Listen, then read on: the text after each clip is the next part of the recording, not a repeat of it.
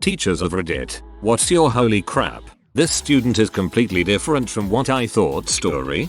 I had a piano student whose parents made him take lessons. He told me, right up front, he wasn't really interested in learning. After a few lessons, though, he became totally excited about learning music, and not only piano, but voice and organ, too. Today, he's a piano teacher and a gifted performer, something I would not have thought possible upon first meeting him. Kudos. Sounds like you must be a great teacher. I had a bright, well-spoken young man in my classroom, always had the correct answer when I called on him, and he volunteered frequently, struggled a bit with getting homework in on time, but that's not unusual in middle school. This was 6th grade, so this child was 10 or so, from a different district and a black male. First test comes around and he is really struggling. Now, I know this kid knows the information. He is always participating in class. Finally, he comes up to me and said, and I quote, "Mrs. I'm finding this test rather difficult to read." Fortunately, I had several students who were oral testing and I let him go in the other room and have his test read to him. I recommended him for testing. He had been skating by for years and could not read on even a 1st grade level. Just smart and a very verbal learner. Severe dyslexia. Went through the program in record time, was reading almost at grade level by the end of the year. 5th child in his family. Name was Quintus. 6th grade and this had never been addressed in his previous classes. He wasn't reading at a 1st grade level. I think the fact that he was able to answer the questions, plus being a black male, caused people to overlook his problems for so many years. He graduated with honors, but I don't know what happened to him, though I often wonder. 5th child in his family. His name was Quintus. Nice. Had a super confident kid in my adult ESL class. He knew the answers and went out of his way to demonstrate his fine English skills. He really excelled and he wanted everyone to know. He wasn't super arrogant, but he bordered on being annoying. So, he is going back home to Saudi Arabia and I noticed that he had bought his father 2 $1,000 watches. I joked that one watch would probably be enough and all his confidence melted away as he told me how his father ignored him. He said that his father didn't even say goodbye when he left for the US. In fact, he made jokes and called him a liar. He needed the watches to get his father's attention because his dad had married his 4th wife and was more interested in the new wife and kids. His dad had something like 20 kids. I thought he was going to cry. He said that he would never have more than one wife and his kids would know that they are loved. Poor kid. Well, since your dad doesn't love you, why don't you throw one of those watches my way, sonny boy? I had a kid one year who was on the average low side academically, got in a bit of trouble, but nothing awful, and could be a middling pain in the butt on a regular basis. The kind of kid that just doesn't shine in a school setting. Anyway, my class did this project and we had a long, bored line of parents waiting for something. The parents were getting restless and frustrated, and I felt terrible that I hadn't set it up better. This kid, age 8, just started working the line. "Hey, Mr. So-and-so, you coaching baseball this year? How's your team doing, Mrs. Whoever? You're looking lovely tonight. Great to see you." He had the whole crowd in the palm of his hand. I was the kid's teacher pretty early in my career, but it absolutely taught me that school is just one aspect in students' lives, and if things aren't great for the kid in school, I should look to see if there's somewhere else he can shine. Ah, a future CEO I see. I've had a couple of younger siblings who have been completely different from their older siblings. The most extreme was a boy named Joe. Joe had 3 older brothers who were always in trouble for something. I had 2 of the older brothers and whenever their mom or dad would get called in, they would blame the school and insist that their boys could do no wrong. One of them destroyed the computer room because his girlfriend broke up with him. These kids were out of control. Anyway, I see Joe's last name and automatically knew that he was related to these boys. I thought I was going to be in for another long year, but as it turns out, Joe was well behaved. He rarely missed a homework assignment and often contributed to class discussion. I never had an issue with him. Instead of destroying the school, Joe participated in the school play. He wasn't an outstanding student, but he got good grades in my class. It's really interesting to see how siblings can be so different from each other. I have 2 sons, so I try not to judge a kid based on how their older sibling was, but it's hard not to sometimes. I had a student who was an issue from 6th grade on, suspended constantly for fighting, made his 7th grade science teacher cry repeatedly, so on. His reputation preceded him when he entered my classroom, but he actually turned out to be incredibly bright, if not a little hyperactive. We worked with his hyperactivity. I learned not to admonish him for getting up to walk around the room out of turn, and he ended up not only being one of my best students but tested into honors. It turned out he had a lot of home life issues and he mostly used his behavior as a shield, but he was bright in ways you don't usually see in 8th graders. He could easily connect texts to real-world relevance and was able to discuss current events at an almost adult level. So kind of like Good Will Hunting without the kid stagnating. This is a bit more general than what you wanted, but it doesn't take long to get an idea of who seems bright and who doesn't. A few weeks at most. I have about 200 students in 8 different classes. At exam time, my guesses are usually about 90% correct. But every exam there are 2 kinds of surprise students. Those that are unexpectedly clever. These kids knew all the stuff anyway, but just didn't put up their hands or volunteer information. It could be a personality thing. Maybe they're not that social. Maybe they're shy. Maybe they feel like answering too much would look egotistical. Who knows? But they turn out to be just as smart, and sometimes smarter, than the ones who put their hands up all the time. B. Those who are unexpectedly stupid. These are kids who've maybe been taught by mommy and daddy to put their hands up, or did it because all the class was doing it and they don't want to look stupid, or whatever, and they appear to know the answers, but in fact were just copying whatever the smartest child in their group whispered to them. I remember one boy who made me laugh a bit. Whenever a question was asked, he would sit bolt upright in his chair, tilt his head slightly to one side, put a frown of stern concentration on his face and shoot his hand straight up. But when asked, he never actually knew the answer. He just wanted to look like he did. This made me pretty curious, so I was interested in meeting his parents. I eventually did meet his mother, who was a teacher herself. Without realizing it, she had trained him to have the appearance of paying attention and knowing what was going on. But in fact he never did. I think he just wasn't up to her intellectual expectations, so he learned to fake it. She was convinced he was the smartest boy in the class, when he was at the bottom if not the very lowest. How do you tell someone what they've done? You've trained your son to give the impression of being smart, without actually being so. You don't. I spoke to his teacher next year, and he had exactly the same impression. The unexpectedly bright ones do warm my heart though. I love that moment when I'm grading papers and going, this one is nailing it, and then I check the name for the grade book and it's the kid who daydreams in the back of the classroom, who's apparently just been chilling and taking it all in.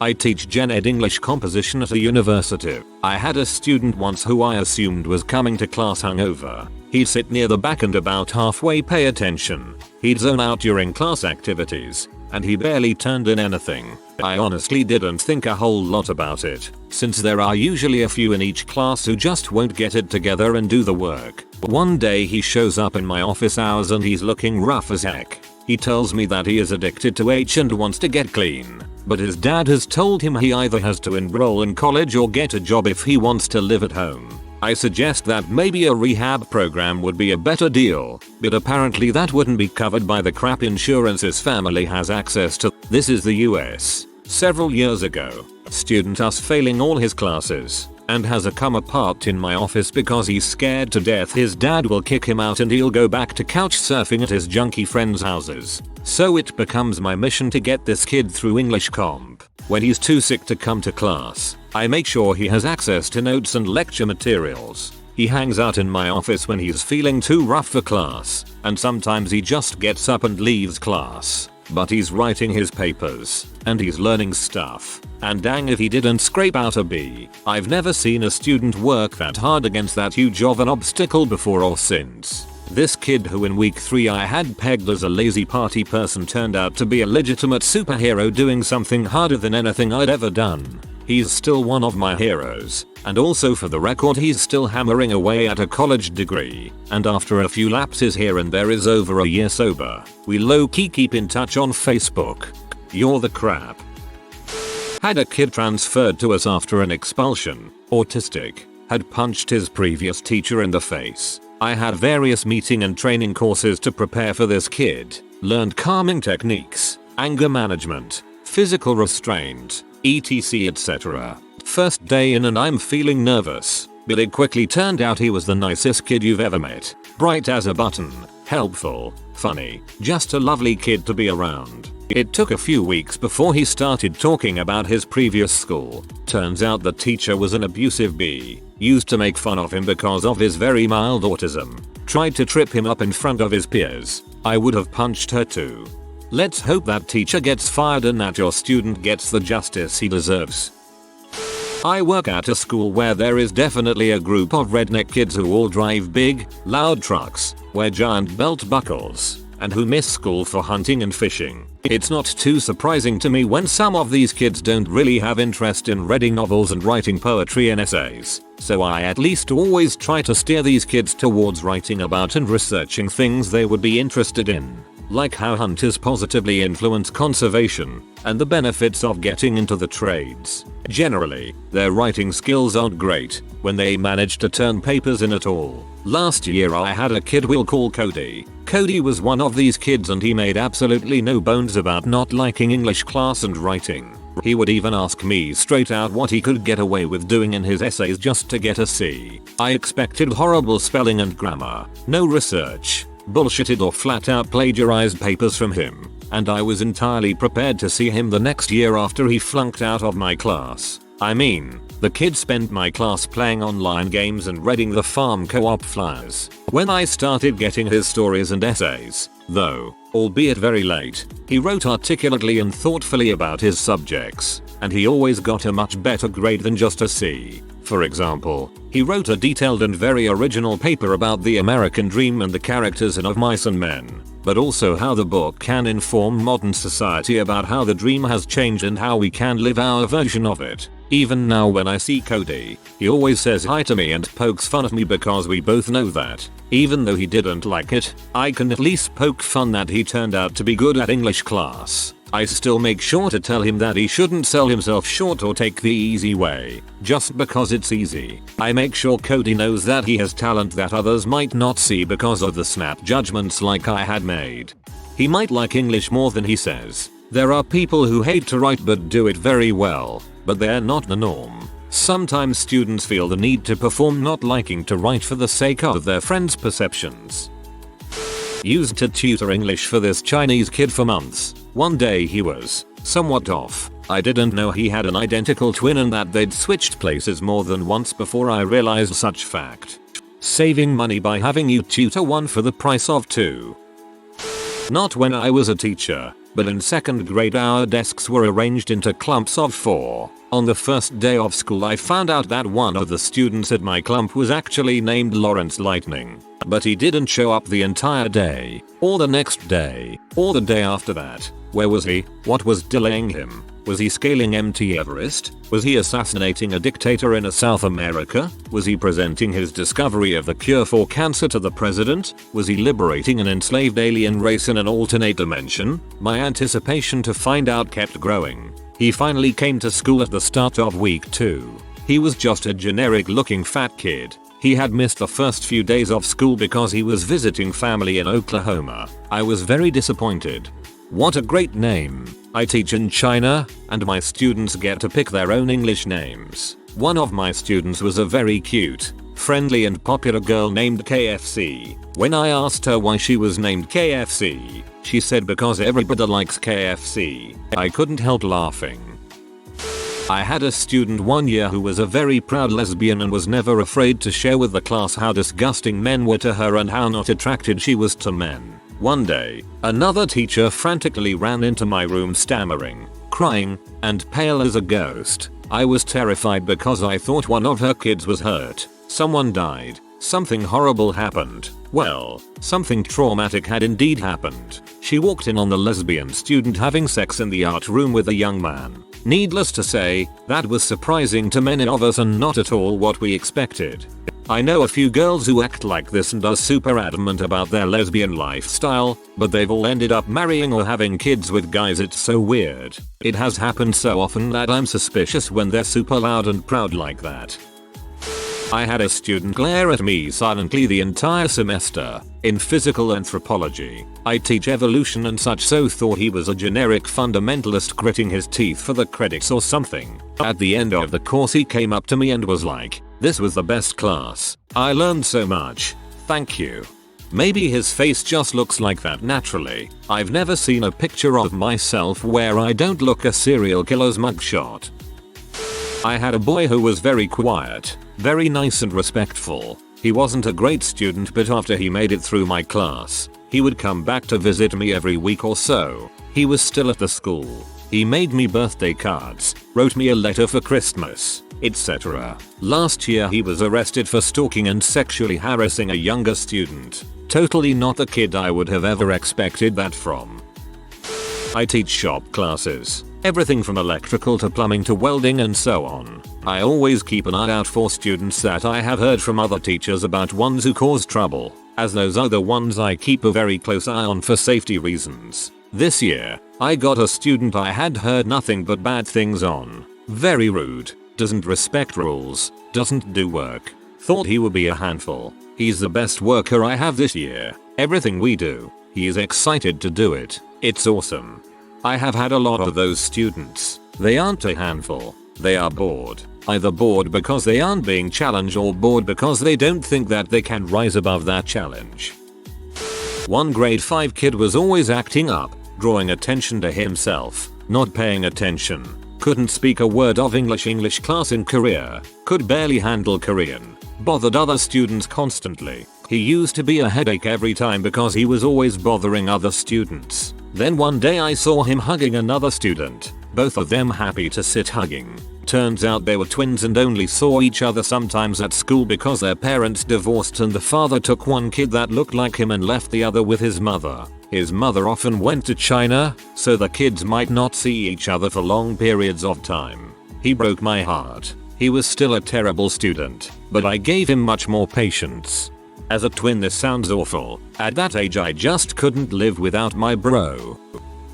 I had a kid start just this year and was told he was wild. That he climbed all over his mom during his registration and had a long list of behavior issues. I teach preschool, so it's common for our class to be a child's first experience with schedules and school. I braced for the worst. The first day he actually was a little squirmy, refused to follow directions, told me he hated me, dumped huge buckets of toys on the floor and refused to clean up. I was beginning to form a behavior plan for him. By the end of the week, we saw slight improvement. By the next week he was following all the procedures and could be redirected easily. We've been in school almost 2 months now and he loves us. Wants to talk to me constantly. Has to get a hug before he leaves. I must sit by him at lunch every day or he cries. He still has his stubborn moments, but I can always get through to him. We've built this relationship of respect and he knows when I mean business that it's serious, but that I do genuinely care for him.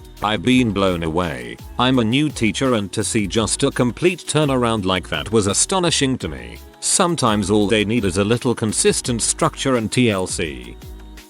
I coach track and field, specifically pole vault, and have been doing so for about 4 years now. I'm in my early 20s, so the kids see me more as an older brother than they do a strict authority figure. I thought it was just going to be me coaching the sport I love and helping kids become better at the sport, but until my second year I had no idea what I actually was to these kids. They come to me with questions they won't dare ask their parents or any of the older coaches. They ask for life advice, relationship advice, and I've even had one ask about sex since their parents refused to teach them about it. It is a lot of pressure because now I know that what I do now can impact these kids for the rest of their lives. It's not what I signed up for, but I won't change it for the world. We need more coaches like you around. My tennis coach is pretty young and very relatable, so I would come to him for advice and speak my mind out to him. It's like having an older brother. He has made an impact on me as a role model and has led me into something bigger and better. Not a teacher, but an English teacher I was really close to in 10th grade told me of a student she had who startled her, and it equally startled me. I'll name him Jason. Jason was definitely one of the redneck guys. I knew him from a camping trip I went on with some friends that he ended up going on as well. A pretty cool guy, but fit the stereotype perfectly. Tall and wore the slightly oversized clothes that were stained from hunting or going to the river. Pretty bulky too. He had a very thick southern accent and generally didn't give any shoots about this English class. Can't articulate complete sentences and fit in completely with all of the other rednecks in the school. The teacher had to fight him to turn in the first essay of the year, several weeks after it was due, just like she did for all of the rest of them. As the teacher was telling me that he turned it in late, she digs around on her desk to find that essay. My jaw hits the ground when she hands it to me. This guy could have written the Constitution. His handwriting looked like freaking calligraphy. It was such nice cursive it could have been typed with one of those super fancy fonts and you wouldn't be able to tell the difference. Then she shows me some of the other worksheets he's turned in. They're all the same. This wear hunting boots and drive a huge muddy truck to school guy wrote better than John Hancock. It still shocks me when I see him around and think that man puts the world of writing to shame.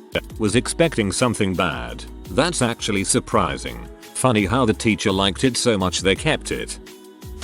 My partner teaches at a private school. At the beginning of the year, he got a document full of each student's problems. Every other kid seemed to have ADHD, and many were diagnosed with severe learning disorders and executive function issues. According to this document, they needed all kinds of accommodations just to handle sitting through a single class period. They're all perfectly normal kids. A few do have legit, but easily managed, learning disorders. They perform at a really high level, although some clearly have anxiety issues caused by the pressure their parents put on them. The school has a counselor who keeps throwing out diagnoses left and right, making these kids think they're struggling when they're doing just fine.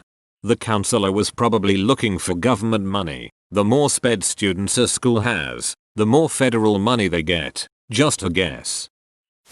I am not the teacher but the student. I was going through a rough stage in high school and would always smoke weed and go to class. In my philosophy class, I would never talk and stayed absolutely silent. Halfway through the semester, he asks a question that I have a personal story that is relevant. So I put up my hand and tell it. He starts flailing his arms around wildly. After I answer and I just think, did I do something wrong? He stops and says, sorry class, I am just in complete shock right now. This guy has been sitting here quiet for the whole semester. He finally puts up his and has something insightful to say. I felt a little embarrassed for being put on the spot, but it also felt nice. But later on he pulled me aside and said, get your really late assignments in and he'll still mark it. At that time, I had so much going on my life. I wasn't ready to take school seriously, so I ended up failing the class. I ran into him one day, a few months later, and he said, you know, if you handed in your stuff I would have passed you no problem.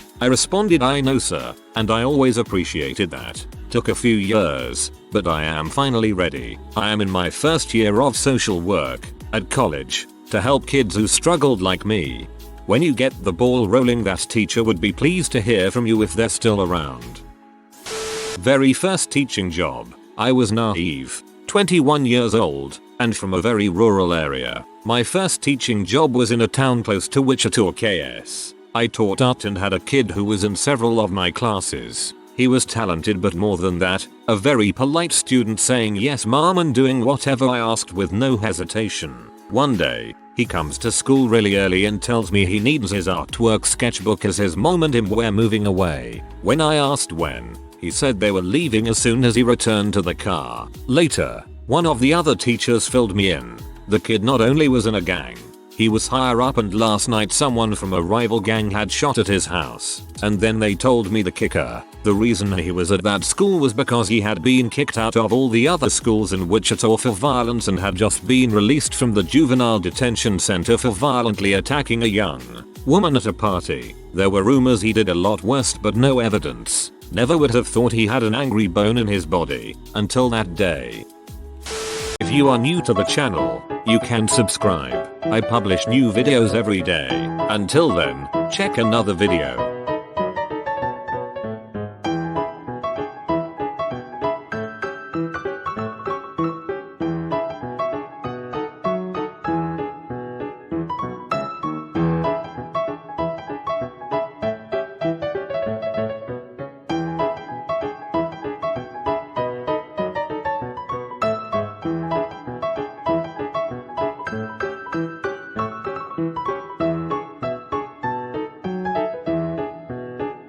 Bye for now.